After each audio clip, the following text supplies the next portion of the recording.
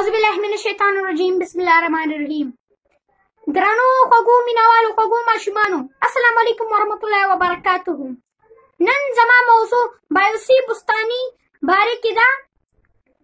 یو کس د بایوسي بستاني نه پوښتنه وکړه چې ته دومره لوی مقام ته څنګه ورسېدلې. بایوسي بستاني ورته په جواب کې وویلې چې دا زما د مور دوه برکته، زه سره تر دقه مقامه پر راورسېدلم. نو بایوسي بستاني ورته کیسه خپله چالو کړه چې وایي کله زه وړوکی وم، نو یوې شپې زما مور زه پاڅولم او ما ته وویل زویه لږې اوبه راکړه. نو زه راغلم ټپکې ته اوبه نه وي. نو زه بیا سره د کلي نه ووتلم د کور نه، او کلي نه ونتم غلام د بل کلي ویالې ته او اخوانه مې ټپکه راډکه کړه د اوبو نه، کور ته مې راوړله او بیا مې ګیلاس ډک کړلو، مور ته مې ویستلو.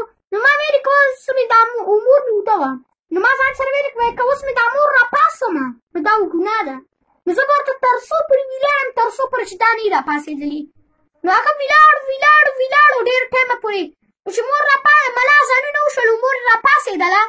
نو مور ورته زوی ولې ولاړې؟ نو هغه ورته څه اوبه ورکړه، ټوله کیسه یې ورته وکړله. نو مور یې پاڅېدل، اودس یې وکړل، خپل لمونځ یې وکړل، دوه سنت یې وکړل، او د هغې نه بعد یې خدای ته دعا وکړله چې یا الله ته ما ته دومره ډېر قدرمند زوی راکړی دی، ته د ده مرتبه د خپل وړاندې او د دې ټول خلکو وړاندې نور هم اوچته کړي. د ستاسو ورور سالار ننګرهارۍ. والسلام.